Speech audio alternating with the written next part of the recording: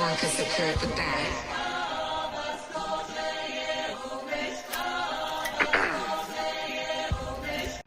Hey everyone, welcome to another episode of the Last Word with Naya podcast. Ugh, guys, I know I've been slacking.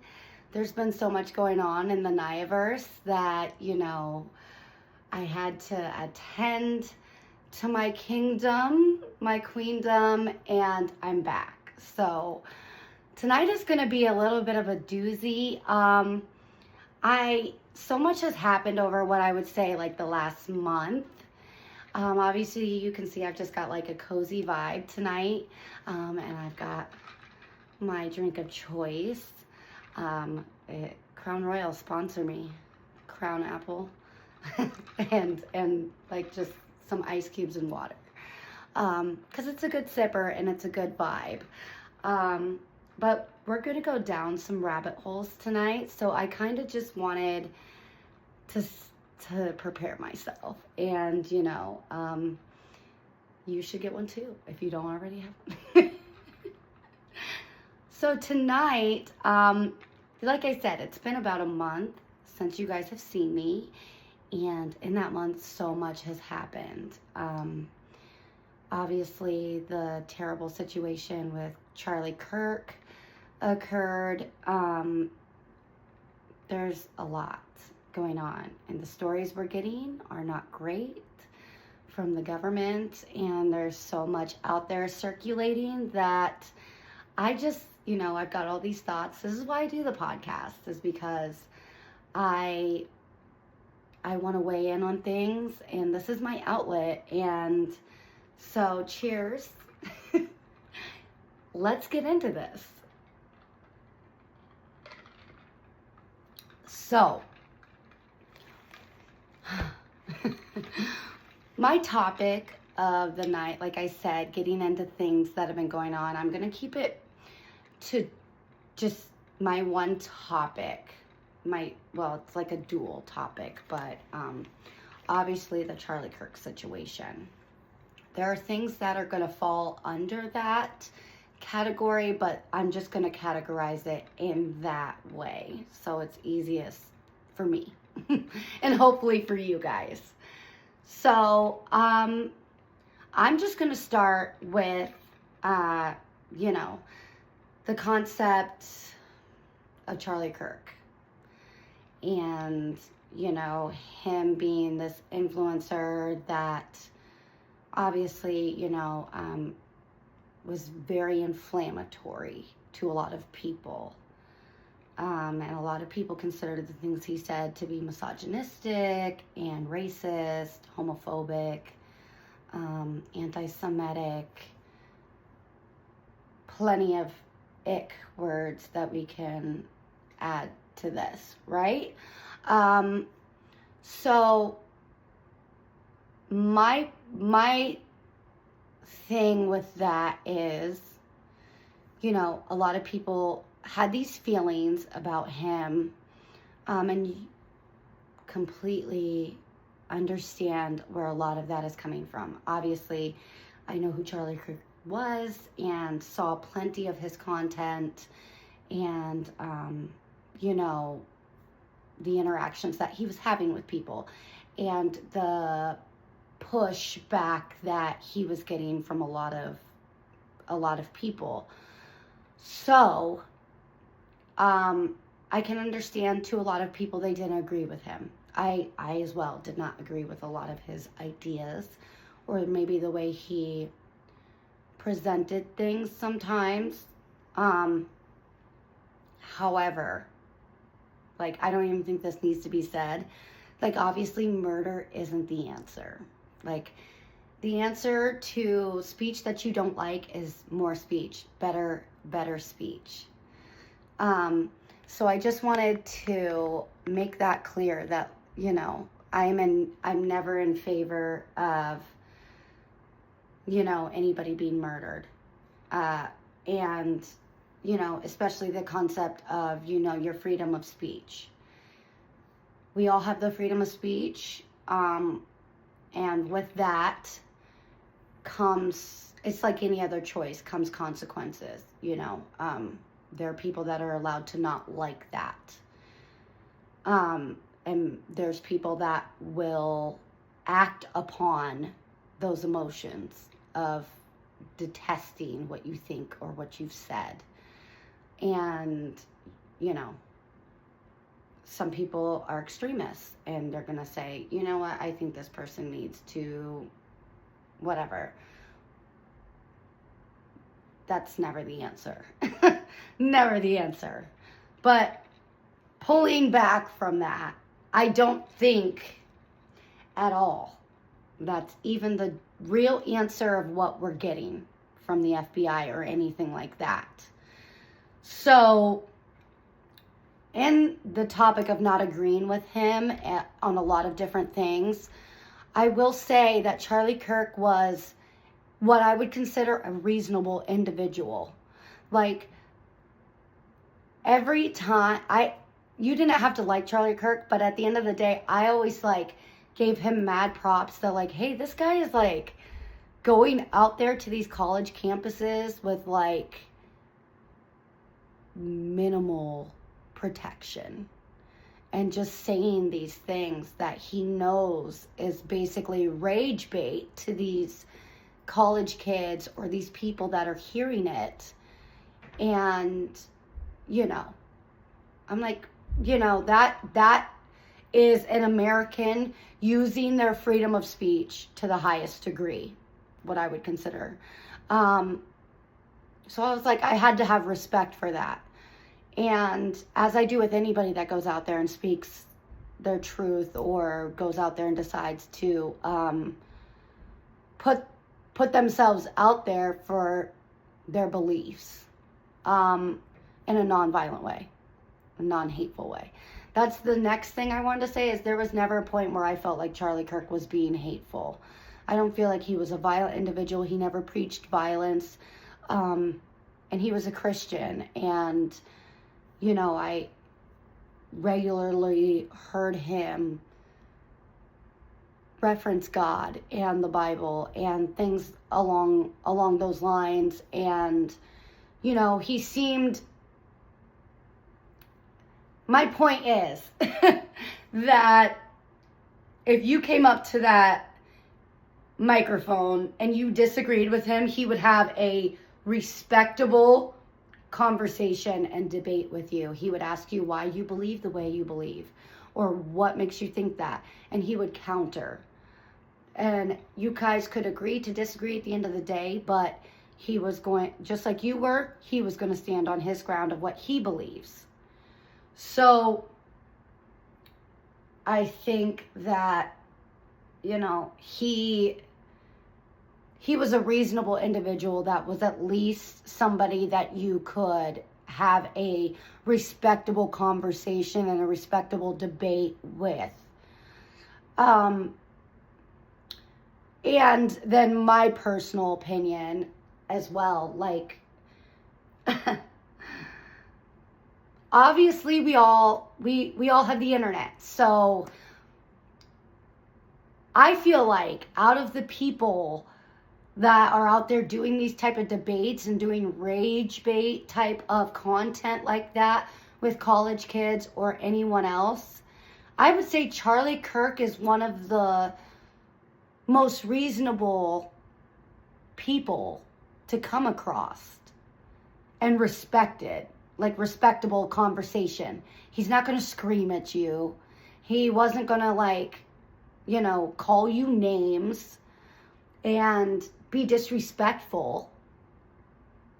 Like, I've been saying this, like, if people thought Charlie Kirk was bad, wait till you meet Nick Fuentes. Nick Fuentes? Yeah. Wait till you meet Nick Fuentes. Wait till you find out about Myron Gaines. Like, I know that you guys have seen their content all over TikTok and all social media. If there's anything like rage bait, that is it. And if you think either of those guys seem like more reasonable, debatable, respectably having a disagreement type of guys, more than, like, I keep giving the reference that, like, Charlie Kirk was kind of like the door that was keeping a lot of these other incel type individuals at bay because he was so prominent.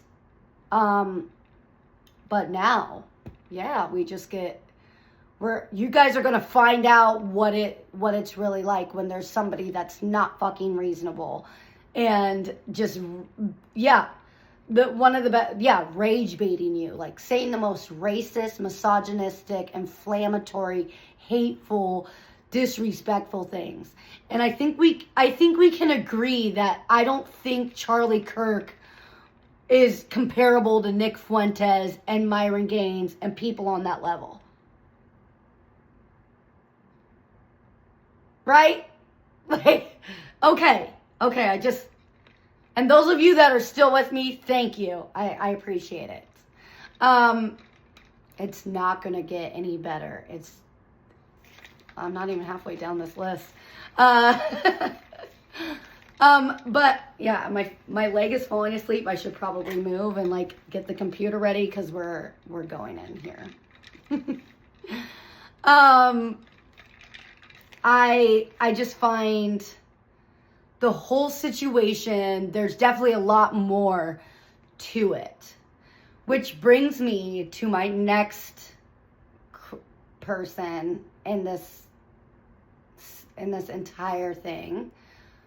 Candace Owens.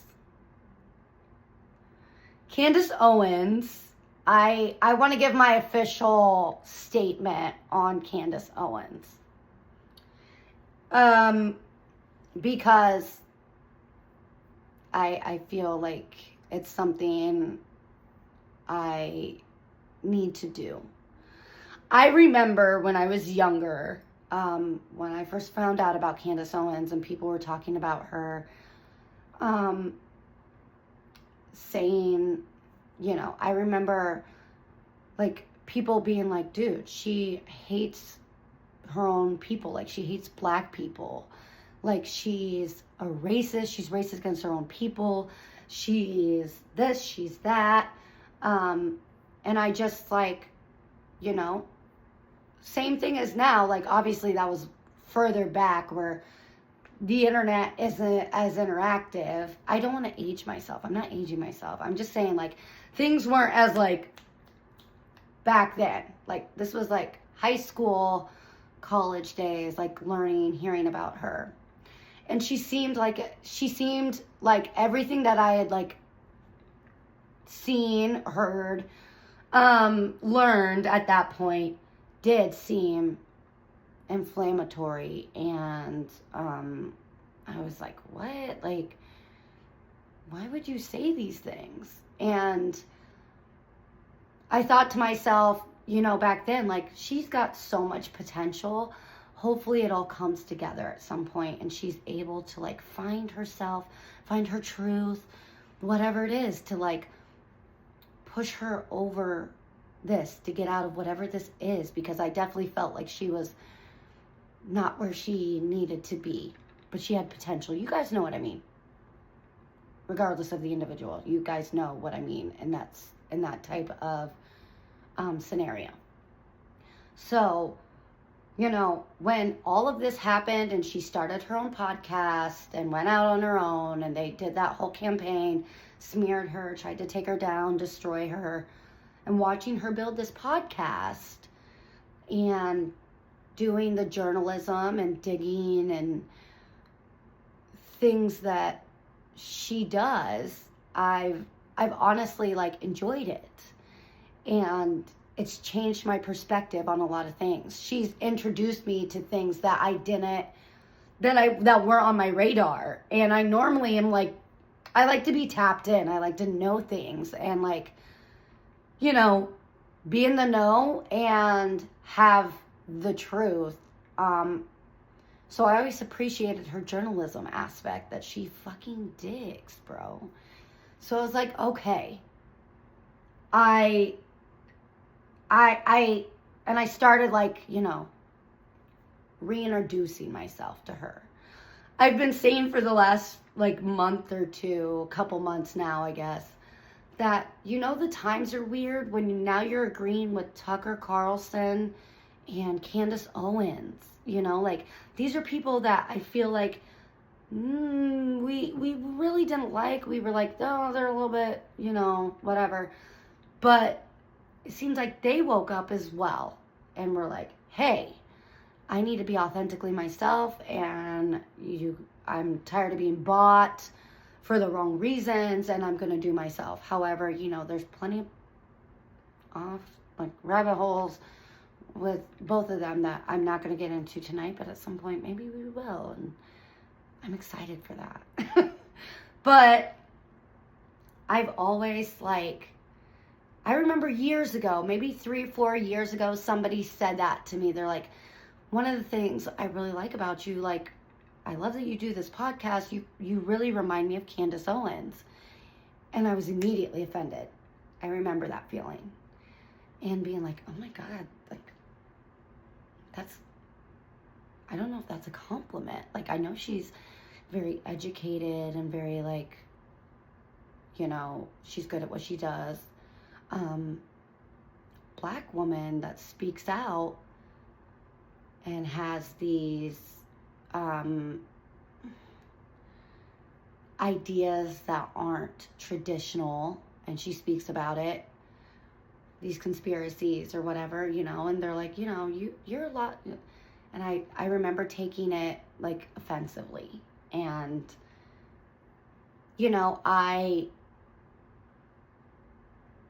and then they explained it to me. And I was like, what do you mean by that? I don't know if that I should take that as a compliment. That's crazy. They're like, no. It's literally you chase the truth, and you're not afraid to say what you want to say. You're well-spoken. You're educated. Obviously, you're a woman of color, and, you also are podcasting, and you guys are just very similar. And I was like, okay. But, okay.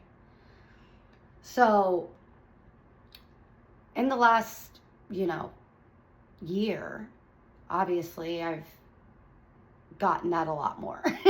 I've gotten that a lot more because I've been very open about, what I think about things, and not shy about it. And I've had it said to me in ways that are not a compliment. And obviously ways that are a compliment. And like I said, I really just appreciate her journalism. And I feel like there's other things there that I'm not going to get into, but I appreciate her for everything as in the base form of what she does for journalism and podcasting, and being a pressing person with fringe ideas. Excuse me. Give me a second.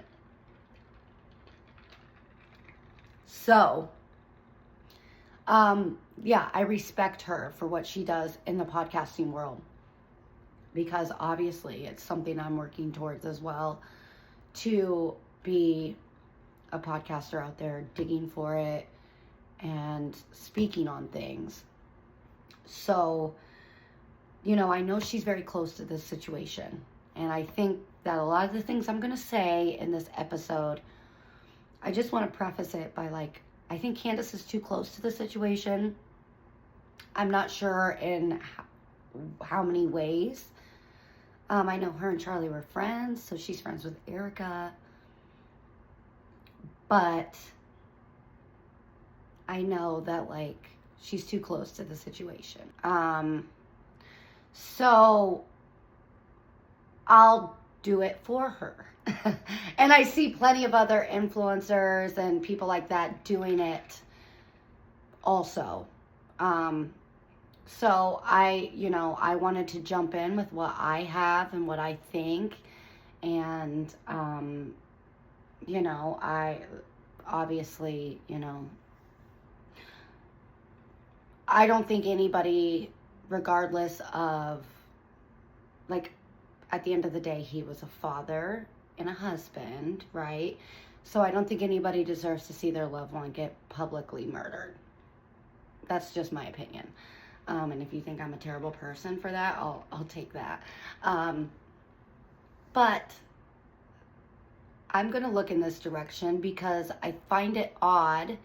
I mean, Candace is doing a wonderful job digging on the Tyler Robinson situation. So I think she's doing that. And while she's too focused on that, so I think I'll just take this part over for her because, you know, it's too many cooks in the kitchen. I don't need to investigate the Tyler Robinson situation. She's doing that for us. Just like Brigitte. So I'll do the stuff that Candace isn't clocking. We, as influencers as well, will catch the things that they're not quite looking at because maybe they're a little too close to the situation. So like I said, I know they're friends. Her and Charlie were really good friends. He basically gave her start, which is wonderful. And obviously she became friends with Ericka eventually through this whole networking, all this. But the situation with Tyler Robinson and what the FBI is saying is super fishy.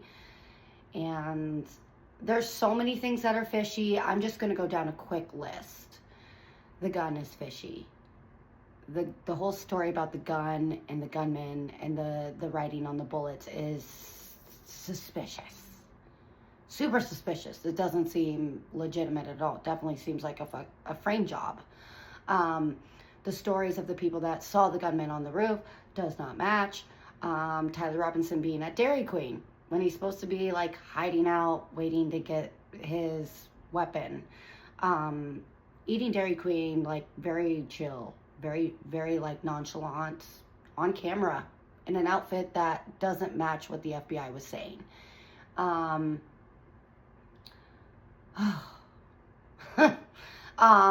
The text messages. The text messages are wild.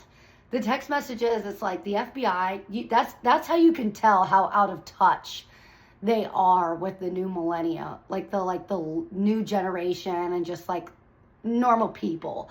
They don't even know how we talk or text or anything. They're like, I just got to retrieve my rifle, my love, the rifle that I used to shoot Charlie Kirk. The rifle that I used to shoot Charlie Kirk that I left in this specific position. The rifle that I used to shoot Charlie Kirk that I left in this specific position. That is definitely my grandfather's gun, and my dad's going to wonder where it's at. I got to go get it. Like, the text messages are wild. Talking about like, oh, I got to go get it so there's no evidence. While you're actively typing out every single, like, thing that you're doing, like a laundry list. It reminds me of the villains. You know, I love a good villain and I love a good monologue. So I love a villain that's going to tell you why they are doing what they're doing. You know, like, this is why I fucking hate you. This is why I'm doing what I'm doing. And this is how I ended up at this point. You don't see how your actions contributed to turning me into this? Yeah, that's what it was like. It was like a weird villain monologue, like Dr. Evil, like type of vibe. And like the rifle stuff just doesn't match up. Everything's super sketchy, super fishy. The empty house, the Dairy Queen that he was at is now just gone. It's just gone. It's just cleaned out. It's just empty. There's an empty house at the corner that the college owns that they saw these people go into, and it's just, all of it's fishy. And then obviously, you know, the digging that Candace is doing, saying that,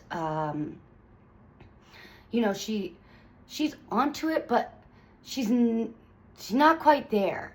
Like, she's there, but I don't know. Maybe she's just such a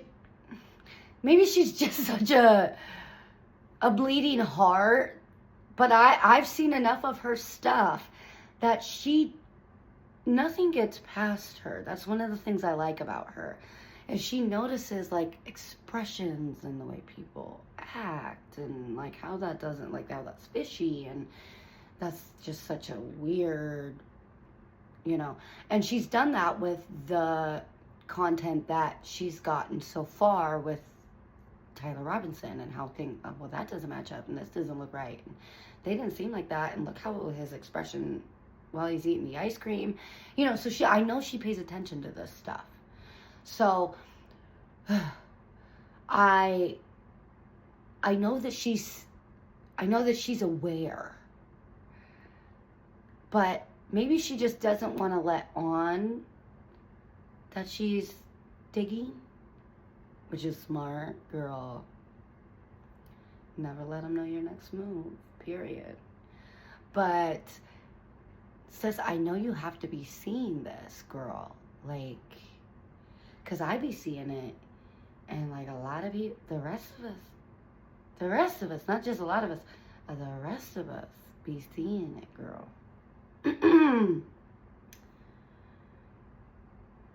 Reading is fundamental, sweetie. Like, I know you are clocking this tea. I just need you to take that step.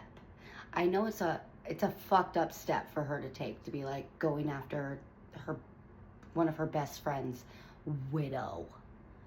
But I think there just needs to be a little bit more investigation, because I feel like with any sort of criminal investigation, if your husband is murdered,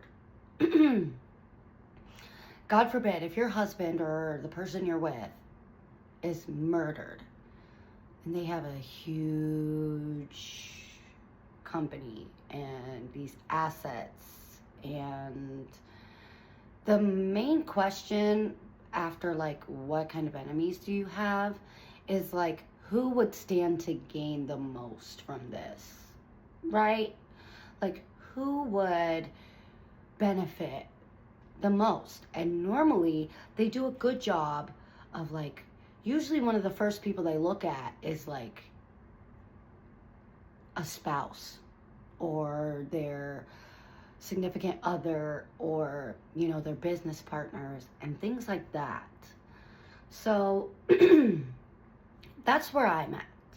That's where I'm just at, this weird impasse, because like I said, I admire what Candace is doing in the digging and the hard work that she's doing with the Tyler Robinson situation. Like, thank you, girl. Bring us all that dirt. That's great, because it's less for us to do. Because she does have a reputation, and we know that this is sourceable stuff, and she's usually right. At this point, like, I've watched Becoming Brigitte. I didn't believe this at all. Like, I literally was listening to in the beginning, I was like, I don't know about that. Like, maybe this is just, this might just be mean. She might just be being mean.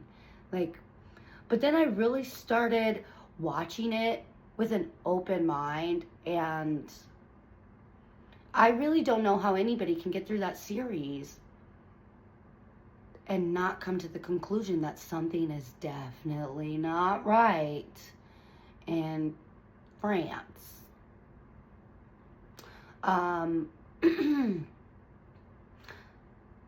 I appreciate her journalism, and like I said, I respect it. And so she's out digging on the Tyler Robinson stuff. Great. I'm onto the juicy stuff. We're past that, girl. We're past that. Me and the rest of the internet. We looking at the stuff that really pique our interest. Because you've already filled us in, sis. You've already filled us in on all the shady shit with Tyler Robinson, and we love that. Thank you. Because now we don't have to do it. You've done it for us, and I mean, it's all sourceable and checkable, and like, yeah, thank you. But what we're missing now is the other side of that, and she's even said openly that she knows, based on firsthand testimony, both like at his business at Turning Point, and other sources, that she believes that it was somebody close to Charlie. That there was a takeover, kind of trying to be a coup, trying to be initiated, and that he was putting together a team to try and sniff this out and find out who was behind trying to basically push him out and take over and take Turning Point in a different direction. And then obviously Candace has done plenty of digging on, you know, the whole Hamptons and him being pressed for his turning stances on Israel, and him questioning their actions and motives in the Middle East and in Gaza, and talking about being offered the money and speaking to their prime minister and turning down the offer to go to Israel. I also find it strange that they're really trying to, that's a rabbit hole for another day. I can't do that with you guys today. I just can't. But yeah, I will, because, you know, a lot of it that holds me back on a lot of these things sometimes, you know, is I have worked so hard for everything I have, and I work my ass off every day, and like obviously like I'm a one-woman team when it comes to doing this podcast, and so being a mom, working, doing my regular life, it's hard to make consistent content like this all the time. That's why I finally caved and started TikTok, because I was like, oh, I can get in quick, like little snippets and, you know, still keep up on things, and it you know, brings views and makes my podcast more well known. Also, yeah, so find me on TikTok, TLW, Night Podcast, TikTok. But shameless plug. But I'm probably gonna have to get off TikTok because Israel bought it, right? So, like, they own it. Yuck.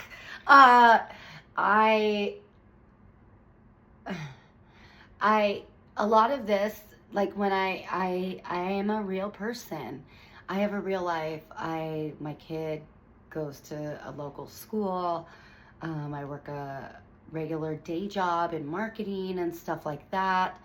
And then I do the podcasting amongst hosting everything else and doing plenty of marketing stuff, NAACP stuff otherwise.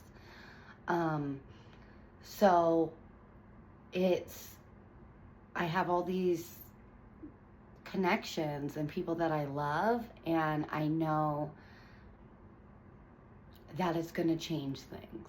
Like, I just have to be real. I know it's going to change things if I take that step and I really go down those rabbit holes with you guys about a lot of these things. So I've been trying to keep it lighter, and I think the time for that has kind of passed now, and I'm in a different place where I'm ready to kind of like, this is we only have now, and we only have now, and this is the age of truth, and the age of like exposing people and things that are like that we've been lied to about, both in our government and everything. And I think people really are waking up and they're ready to hear it, and I love that, and I want to make sure that I'm a voice that is being heard as well. I want to make sure, not only for my family, but for myself, that I didn't just sit back and have these views in private. I didn't just sit back and not make it known and try and blend in. I want to be, like I said, this is why I started the podcast, because I wanted to find an outlet to get out what I really think. But I do realize, you know, especially in these last couple years, that having a point of view that isn't popular can destroy your life. You know, like going against certain people, bringing up certain topics can cost you your life. We obviously just watched Charlie Kirk die for that. But, you know, I still feel like it's worth it, and I'm going to stand up and say what I want to say about everything that I love, that I want to protect, that I am passionate about, you know, especially America. You know, I'm tapped in with things all over the world, but, you know, I'm an American, and I want our country to succeed, and my child to succeed, and these next generations to succeed. And I'm a millennial, and I think we're the first generation that's kind of what they would consider woke. Like, yes, we are more awake than our parents and our grandparents and our great-great-grandparents. We have the internet in a way that they didn't have, and we are not just willing to just go along with it. There's not one source of media and information. Like, we can do our own research. We can talk to other people. We can find things out in a different way. We don't have to just take their word for it. And I think it's important, you know, to be willing to, I think it's admirable, you know. Like I said, I didn't agree with everything Charlie Kirk said, but he died for his freedom of speech, absolutely. He died because he wanted to say things that whoever didn't like. Doesn't matter what side he was on, it was the freedom of speech. And I think that's important for us to wake up as Americans. No matter, you know, they're probably never going to tell us really who did it. And, you know, if Tyler Robinson Epstein's himself, then, you know, they're going to put it on him anyways and pretend that's the situation. But it's the same thing with all these other conspiracies, JFK, everybody, you know, we're not just willing to go with it. We can find our own research. We can talk to other people. And I want to be a voice and stand up for what I believe, and not just go with the flow to make other people feel comfortable. And, you know, in the last few years, just like learning who I am, pivoting more in my beliefs, getting closer with God, getting closer with my family, and just really building my empire out, the Niaverse. I'm less and less afraid. I'm less and less like, no, I'm going to say what I want to say. So, moving on, you know, one of the things that, so I'd love to know your thoughts so far, obviously, on the Tyler Robinson situation, and what you guys think, and feel free to flood me with things that you know as well. But my main goal of this episode was to go down the rabbit hole that is Ericka Kirk. And, you know, like I said, investigations, who has something to gain, who would be somebody that's close to him, that would be maybe trying to take things in a different direction that he wasn't willing to do. So,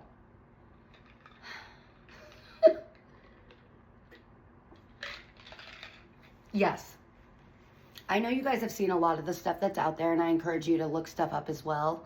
I've seen a lot of like reels and information from multiple influencers and podcasters going down the whole of Ericka Kirk and her early life, and how things just don't seem to be legitimate. And I want to preface this by saying this is all speculatory information and things that I find to be suspicious, things other people have brought to the table, other influencers, things that are already out there. And yeah, I'm just, in my opinions, you know. So, you know, we all learned that Ericka Kirk was Miss Arizona 2012. Doing that pageant was a that particular pageant was a Trump organization. He was still involved at that point with the pageants. And she had multiple things going on. Like, we know that she had, you know, a lifestyle brand, and she had been doing reality TV, and been in music videos and modeling and things like that. So then we get into the things that are a little more cloudy, you know, the organization for the orphanage in Romania, where allegedly, you know, these children are going missing in alarming numbers, and they were speculating about child and human trafficking, child abuse and human trafficking. And, you know, she's been involved with these Christian organizations. She has that Christian, you know, Bible 365 and Midweek Rise Up, all these things that she has. So before Ericka met Charlie Kirk, she was already a multimillionaire. And let's go back even further, because I want to talk about her parents. Her dad, Kent Franceby, I think that's how you say it, Franceby. He had a significant role in a defense company with connections to Israel, Raytheon's Israeli operations. So there's that. And then her mother as well was working for a company that was, you know, kind of heavily tied to, let me just make sure it's on here, because I have all of this. I have so much of this, guys. There's so much of this. I just want to make sure that I've got my allegations correct. Lori is her mother's name, and she also worked in an energy company that had ties, Israeli ties as well. So her dad, like I said, worked with Raytheon and helped facilitate their Iron Dome. Wonderful, right? Very connected family. So yeah, her lifestyle brand was called Proclaim. Proclaim Streetwear. It's a Christian clothing brand. But like I said, she was a multi-millionaire before she ever met Charlie. And then my next point on a lot of this was how the story of her meeting Charlie, there's multiple different stories. I've heard Candace tell a different one than the one Ericka tells, than the one Charlie tells, than the one that we've heard. Like, Ericka's told multiple different stories, in fact. So one of the stories is that they had met in Israel, that she had seen him and was like, ooh, who's that? And then it was a whole, oh, you know, she wanted to work for Turning Point, which, why would you do that if you're a multi-millionaire already? You know, why would you want to do that? So, you know, she has this whole trad wife vibe or persona that she tries to push onto people. And that's one of the things that is like in my list here of like her Christian trad wife ideas. Like, there's nothing wrong with that if that's really who you are and that's what you want to be. But like, clearly you are an independent millionaire, multi-millionaire. And then you're encouraging other women to just be a stay-at-home mom and take care of the wife and kids and don't have a career, or take care of the house and the husband and the kids and don't have a career, that you'll be much more fulfilled staying at home, and be more submissive and things like that. So I'm not sure why she would, that's not what you're doing anyways. You're very independent. Clearly you're a multimillionaire. But I definitely see two sides of the coin. I'll give her a benefit of the doubt on that like I'm very independent. I'm very much like an outgoing, ambitious person, and I go out there and I make my own money and I do my own things. But I also have very traditional lifestyle values when it comes to a relationship or a marriage or how things should be. So you can do both of those things.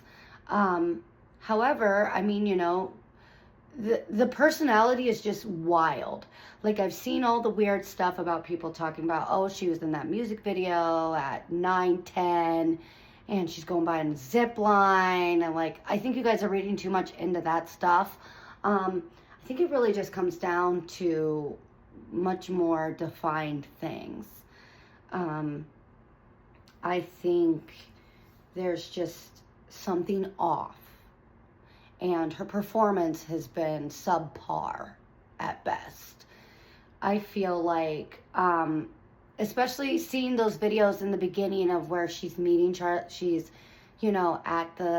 doing the podcast with him when they're announcing that they're engaged, and how smitten she's acting. I'm just a smitten kitten, like, oh my God, I can't even think straight if he's going to be in the room with me. And oh my God, I don't know if I can do this. I'm so in love. And there's this thing with women. Men talk about it, but they don't really get it because you're not a girl. But let me explain this a little bit. There's this thing that men talk about, and they talk about crazy eyes. You can tell, like, the eyes never lie, Chico. Like, you can tell by her eyes if she's crazy. Like, and the hot factor to the crazy ratio are like, the hotter she is, the fucking crazier, right? Okay. So a lot of times men, being the creatures that they are very distracted by the beauty.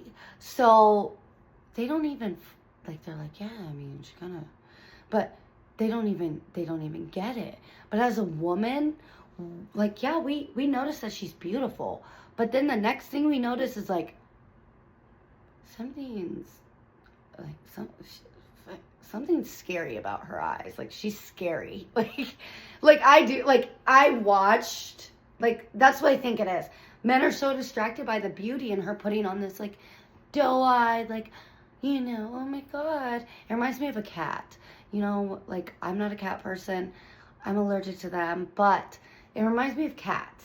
You know how cats have, like, the vertical pupil, and or they can make their pupils really big, and then they're all cute and, like, cuddly and relaxed, and their pupils are big, whatever. But when they get in that dangerous mode, they get, like, little slit pupils that look dangerous. You're like, oh, you're about to fuck some shit up, and I don't know what it is, but I can feel it.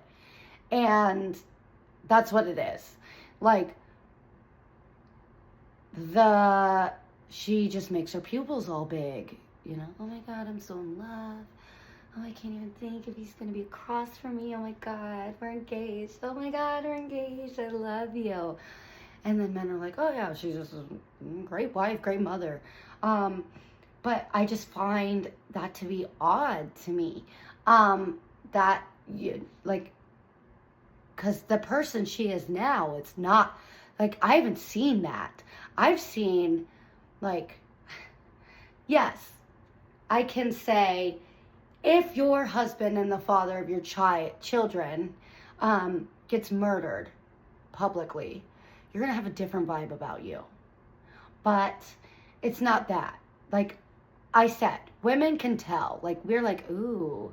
Like, I see the eyes. And I've, like, even before she met Charlie, in a lot of these, her modeling stuff or pageantry or whatever, like, I can see it. Like, if you look at this stuff, girls, you know what I'm talking about. Like, there's just, like, you're like, ooh, I bet she's got dangerous eyes. Like, she's got, something's off. Like, she's crazy. She doesn't look like she's a kind person. Like, she doesn't look like a nice person. There's something dangerous there. Where you're like, oh, predatory. That's what it is. It's something predatory and like dangerous, like lurking. That's the only way I can describe it. I don't know. But I saw that, especially that first speech she did to address his killing. And I understand, like, definitely, like, you're angry. But the eyes were like, I was like, whoa. And she's like, this widow's battle cry will echo around the world. I'm like, okay, girl, like, I know you loved him, but battle cry. Didn't they catch the guy? Why would it be a battle cry? And then things just moved in such a weird direction. The next thing I wanted to bring up that was very suspicious, that gave me very weird vibes. People always say, like, you can't tell somebody how to grieve or what grieving looks like for them. However, I just want to bring attention to things that I found as a mother and, like, you know, just as a, what I would consider normal human being. I thought the video of her over his casket, over his body, was not in good taste. And then the next thing was the videos of his hands and her, like, kissing his hands and crying. And these, like, you know, you could tell that these were like just very, that gave me just very odd vibes. That just, I can't tell anybody else how to grieve. However, I know that I would not put that moment and that, like, that type of content out to the world, you know. It's weird. It's weird. I think we all watch this in real time become something just absolutely bonkers. He obviously wasn't a politician. He wasn't in the military. And things took that weird turn. And, you know, we watched Pete Hegseth posted up with the military talking about this is such a terrible thing. And in this time, I just want to be with our military. And it's like, why? He wasn't in the military. Like, okay. And I had made a point at one point. It gives me the vibes of, like, you know that we're on the cusp of something. Like, I don't know if anybody else can feel this in the air, but there's obviously things. The energy is tense in the universe, in our dimension right now. It's like things are going to pop off. We don't know what it is, but I definitely feel like something big is coming. And something's going to pop off, and we're not even prepared. Because a lot of people are asleep, unfortunately. A lot of them choose that. Because it's easier than being awake and being accountable for your views and the things you say and how things really affect the real world. But I just found it to be very distasteful and very, like, cringe-worthy, of her doing that video of, you know, him in the coffin, touching his hands, videotaping his hands, videotaping her kissing his hands. I just thought it was very, like, that's a very intimate moment that I think you should probably have kept to yourself. But I said this before, that I think this is, like, they're going to use this as a catalyst event. And we're watching that happen in real time. Like, we watched this. I was like, I'm not, like, the scale isn't quite the same, but I'm like, Charlie Kirk is going to be the Franz Ferdinand catalyst for our new world, World War III. They immediately made him a martyr. They immediately started trying to pass things and do things during this time when people are focused on the Charlie Kirk situation. You know, how, well, that whole situation was happening and everybody was focused on Charlie Kirk. they were voting to not release the Epstein tapes or the Epstein files once again. And in the wake of Charlie Kirk, the censorship, things that they're trying to pass, the strange, anti-Semitism type laws or censorship that they're trying to push. I think this is something, like I said, we're waking up and we're seeing things. And I think one of the things we really need to wake up and see is who's really in charge and what's really going on. Follow the money. If you ever have any questions, follow the money. A lot of my good friends always say that, and they're always right. I watch them do the work, follow the money, and they always get to where, you're like,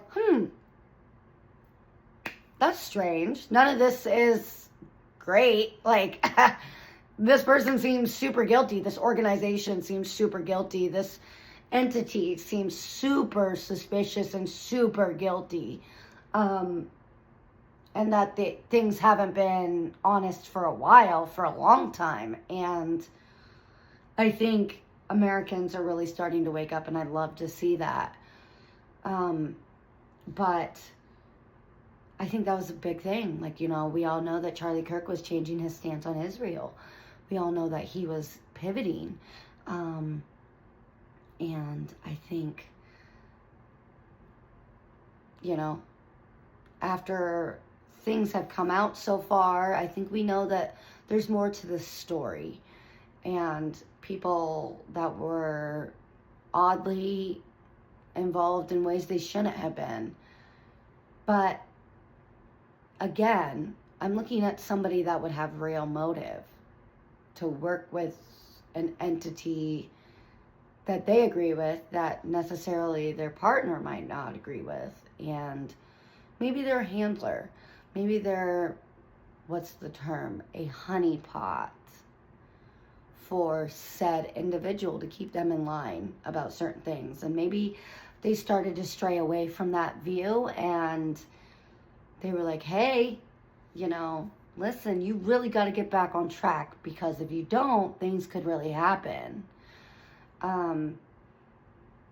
I saw that whole thing about that, there was a witch that had, she found out somebody put a hex on Charlie and she took him to church. I think that's just smoke and mirrors. I think that's just to deflect. I don't think any of that is legitimate. I think she just wants to put on that act of like, oh my God, I cared about my husband so much. I found out about this.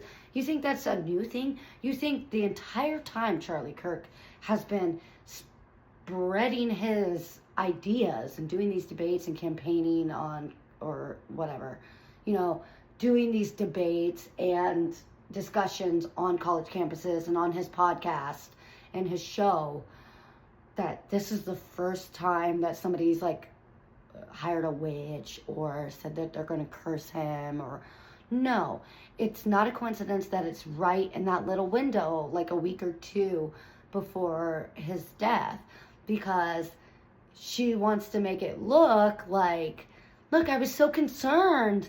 I found out a witch put a hex on my husband. Ugh. It disgusted me and it scared me, and I just had to take my children and hug them tight and tell my husband, I want to pray the blood of Jesus over you. We need to go to a priest. We need to rid us of this hex.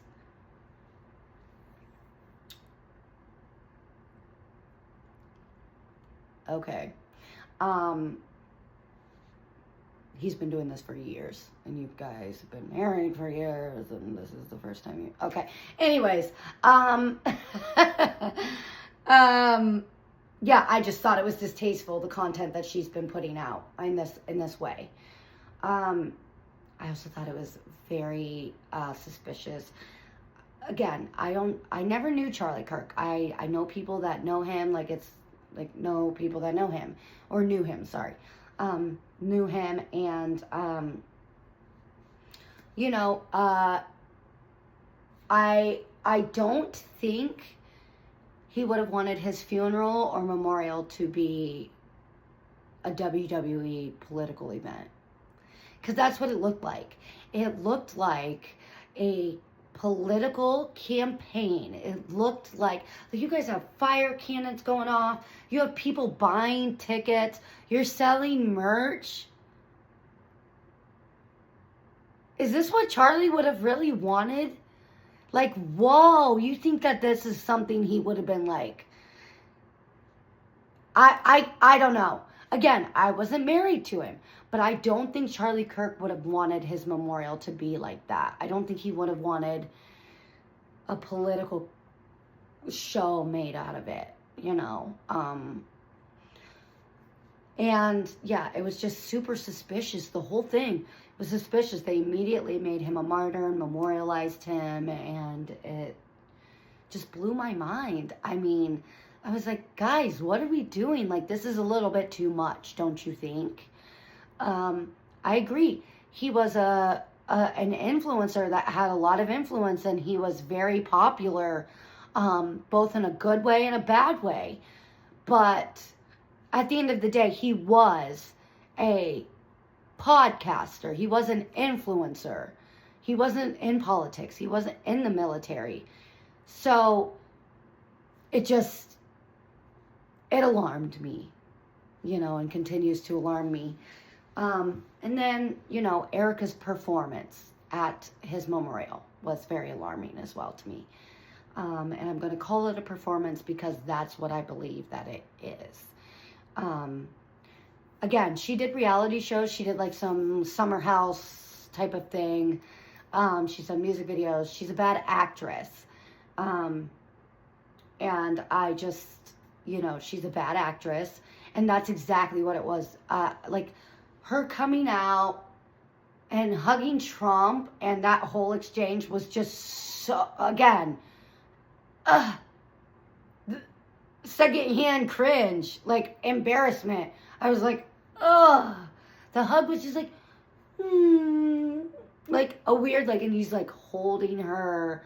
She's like, like, bro, what is this? Like, it was so staged and so performed. And she walks up to the podium and she does this like thing where it's like, what are we doing? Perfect makeup. Flawless. Not a tear the entire thing. Like, she had the tissue. She's like dabbing at a tear that never comes. And the eyeliner, none of it smudges.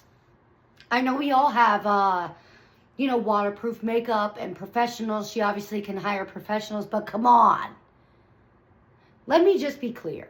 If my husband and the father of my children had a week before, 2 weeks before, been brutally, publicly murdered, I would be distraught. I would look like absolute garbage. The only way you would see me out is like in sweats with big dark sunglasses. And I would not even like, you can't speak to me. I don't need to give you guys anything. Let me grieve. As smitten as you were on that show, pretending like you couldn't even think straight. You couldn't breathe if he was in the room. Oh my God. She seems like she lost a business partner. She doesn't seem like she lost the father of her children and her husband, her best friend, the man that she loves. Because the turnaround on this is insane. And I'm just speaking for myself. I'm a lover, and if I'm going to marry you and build a family and build a life with you, like, for you to get murdered, shot in the neck, on TV, live, on a college campus, and this is on the internet forever. Our children are going to see this. Oh my God. That it would replay in my mind every night. Like, the idea that, like, being in the home without him, the empty bed, bro, like, I would literally have to have, like, my family or somebody, like, take the kids for a while, like, and I would have to, like, just grieve.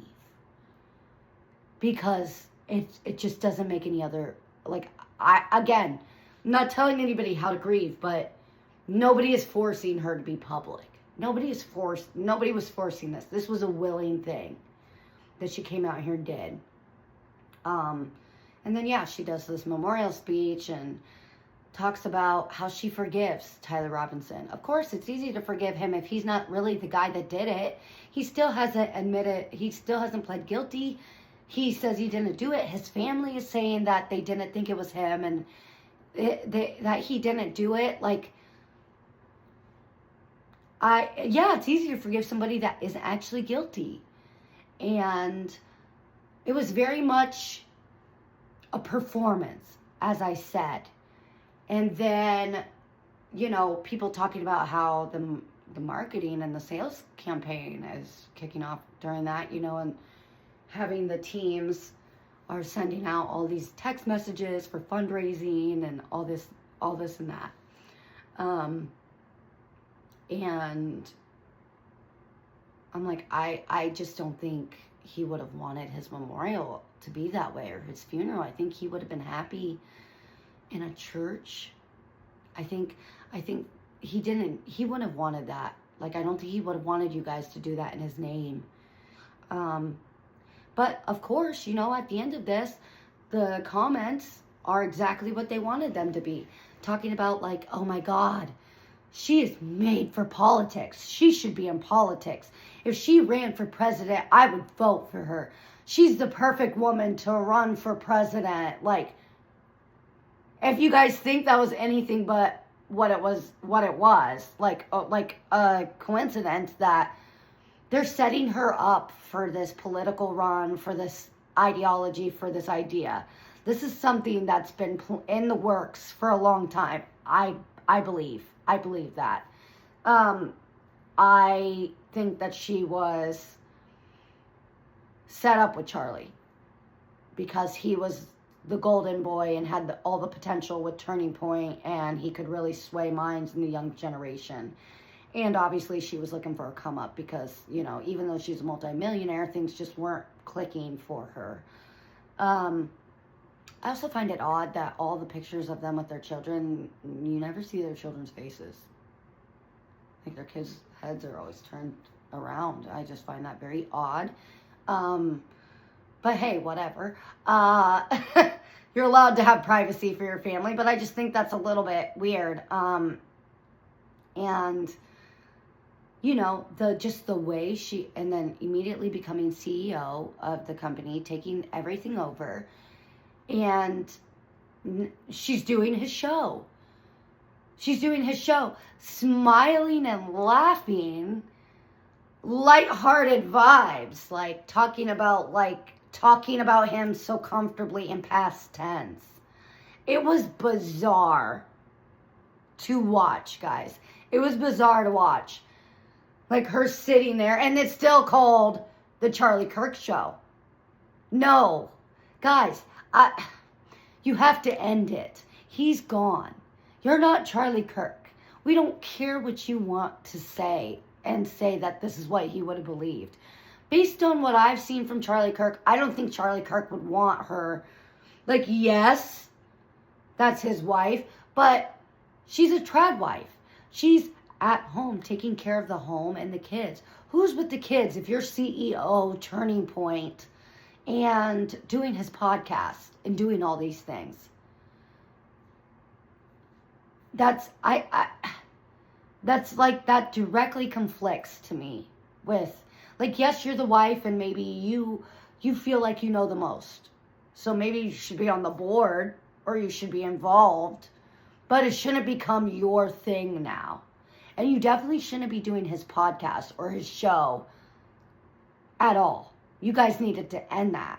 She's sitting there in between two different guys, talking, laughing, talking about Charlie all lighthearted. Oh, and just... Here's what she tried to do. She wore like a natural beat, like, so there wasn't like, she didn't wear lashes. She didn't like do like anything, but she like wore like just like a very plain base to make it look like she had no makeup on. And then she just like had her hair just like, whatever, to try and make it look like she doesn't care, but it's very much performative. All of this is very performative for me. And that's what this whole episode was about. I finally gotten to the point. It's performative, and I have questions. And I think her backstory is very suspicious with the Romanian angels and these missing children. Can we look into that more? Can we get more information on that? Guys, put it in the comments, whatever. Like, can we get more information on that? This is all just super, super suspicious, and the way she's acting is so weird, and it just, to me, doesn't get, like, this is a distraught, grieving mother. Like, I would literally have told them, like, hey, we need a vote on a board. I'm grieving right now. Turning Point needs to take a pause. This needs to take a pause. I'm grieving. I don't think this is something I need. My kids need me. They're wondering where their father is. I have to deal with the idea that I'm going to have to explain this for the rest of their lives. Like, his birthday's in a couple months. Christmas is right around the corner. Thanksgiving. And I'm going to have to try and, like, stomach this to explain to my children that their dad is gone. And he can't be there for Christmas and these memories and your birthdays and anything anymore. And I just, like, again, I'm a Christian. I have nothing to say about, like, the Christian values. Like, I think that the Christian values that Charlie was trying to represent and trying to dig into, like, that's his right, that's his religion, that's, and I'm a Christian as well, and I question my own faith. Like, I've come to this after years of searching and questioning and searching for what I felt was right for me, and really digging into what my truth was and where I find God, and everybody has that right, and I don't judge anybody for their religion. But this just reeks of, like, something else. This reeks of something else, and her background is shady with Romania and her parents obviously having heavy ties to Israel, and Charlie's changing stances on Israel, and all the stuff that we know now had been taking place. And just this sly way, she seems to have just worked her way right into that CEO. She goes, I know everything. Great. That doesn't mean you need to be a CEO. You need to be at home being a mother and a wife. Like, obviously you're not a wife, sorry, anymore. You're a widow. But you need to be taking care of those children. If you're running Turning Point and doing his show, where are the kids? Are we saying Charlie was, like, totally okay with, like, nannies and she's not actually at home doing anything? But she's pushing that to other women. I think that there's some digging that we can do there. So I thank you guys for staying with me on this long, crazy ride. And I'm going to be doing my homework in the next few weeks and paying close attention to everything that's been going on. And like I said, I have plenty on the Tyler Robinson side that I want to talk about at another time. But this one has really been, like, something I'm like, why is this just not, like, and I've seen, like I said, other podcasters talking about stuff like this and bringing it up and pointing out how strange these things are consecutively. And I was like, yeah, I as well, because I'm a truth seeker and I want to know, and I know that there was something off the moment it happened, and and like I said, normally that's one of the things they look at, is who would have the most to gain. And I think, maybe we have somebody that's closer than we expected to this hostile takeover, and Charlie creating this team at Turning Point to root out this wolf in sheep's clothing. well, they were going to get too close and they were going to find out. And, there's multiple scenarios that I think that we can kind of explore, but I'm going to leave you guys with this stuff for now. So, thank you for watching another episode of the Last Word with Naya podcast. Subscribe, like, share, comment, and I'll be back sooner. Sorry, guys. I'll be back. I'll be back here in the next week or so to give you more and give you more feedback. And I promise I'll get more regular with it. All right. Thanks, guys. Ericka Kirk with that.